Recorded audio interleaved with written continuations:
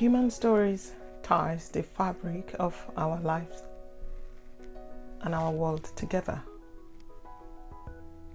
Every day we live unknowingly, we leave a legacy. We write our stories in the sand of time. While researching and speaking to several women on this film, it just occurs to me that our past can whisper things to us. My name's Joanne Cheshire. What do I do? Well, a variety of things in life, I would say. I'm a wife and a mother, and so I'm married to a pastor, so that means that I serve and help lead a church in Barking. And I also work part-time for an organisation called Elim Missions that send and support missionaries all over the world. My name's Stella Al-Hassan, and I'm in the line of learning and development, but currently I work with NHS Greater Glasgow and Clyde, which is a board within Scotland NHS. And what I do for them is training and recruitment. So presently I'm a training and recruitment manager. I'm Willow. I'm the author of The Grace of a Nightingale, which is a memoir about vulnerability, hope and love. And prior to writing this, I was involved in nursing, education, lecturing, teaching. I did a whole raft of roles involved in both caring for people and teaching. Rika Adebuyi. I work as a nursery nurse. Some people call it a nursery professional, but not the nurse in general.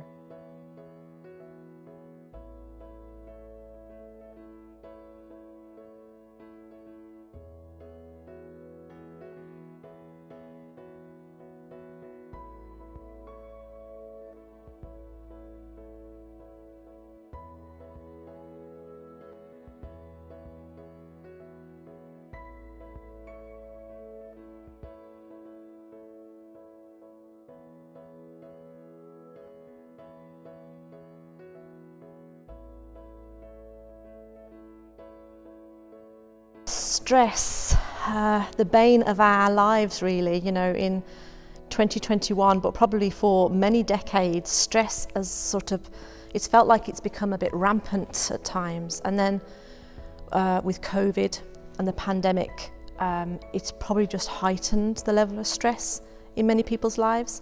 And being part of such a large church in Barking, we get to try to support people within that church who are really just dealing with all sorts of things in life, and they're really stressful things. And then for ourselves, myself personally, you know, stresses come into life. Some of them are big and some of them are little. Yes, with the pandemic, things stepped up more for me. There's no denying that fact. But I wouldn't say there was so much difference, and that's with me. But I have friends and I have sisters and I have other people, especially for those who have younger children, that I would say there was a massive difference for them. Household work is part of me. I'm kind of used to it. Sometimes I get stressed, but when I'm stressed, my children knows, because I'll be so cranky. They knows that. At work as well, I know I need this money to care for my family. Yeah. So because I know I need this money, so I work, I make sure I do my work. So it's stressful, but I still work with it. I try to manage myself for the work at home and then the work at work. Yes, I mean, that's sort of like, it's the mundane aspect of life, isn't it? We all have to do chores. We have to keep our house in order and clean. I think as a family we coped better pre-pandemic with chores because there was structure. People were going off to school, off to work. Everybody had their role to do different things, and my children are fairly grown. Like my youngest is 15, and then two more that are older, and so we were able to have structure and routine. And then when the pandemic hit, I think for us it became working from home, schools were off, and everything sort of just blurred, all the days blurred into one. Women seems to have it really hard during this pandemic. We care for the home, we take care of children, some of us still work from home, some of us are even schooling, and some already face a lot of challenges. I do in their health. So while life may seem so sad sometimes and so hard, every moment we waste in depression, in fear and anxiety, we lose it forever. We have to determine that we're going to enjoy our lives in spite of the circumstances we might face. What I would like to say to my fellow women, and with all due respect, and I mentioned as well that I know I have friends with young children and I know the struggle, is, choose to pick the positive, choose to see that positive side, and ask for help when you need it. Ask for help when you need it. If you can't do something, don't do it. Don't take it on yourself.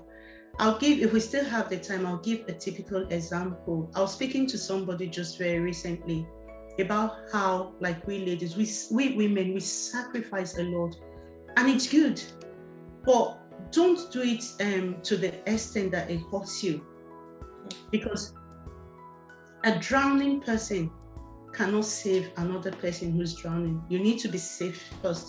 You need to be on the shore.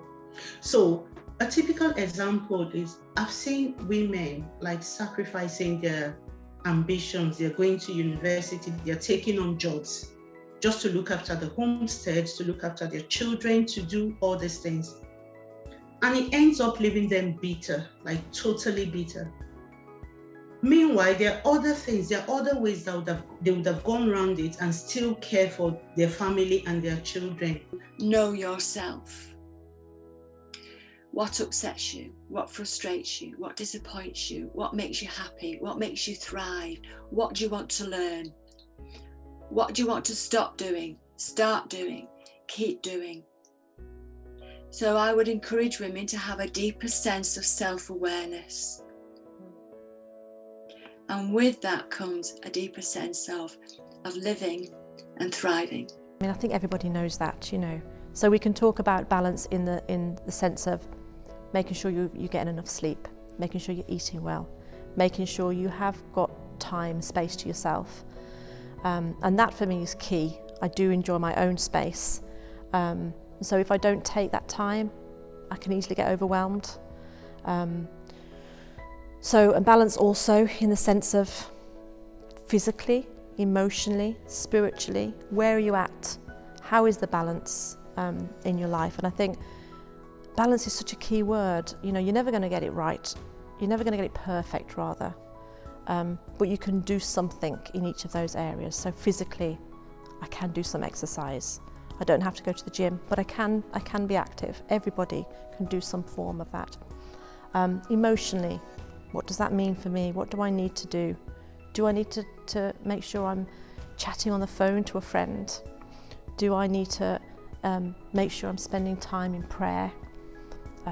Does it mean that I should watch movies every Saturday with the love of my life? What does it mean emotionally?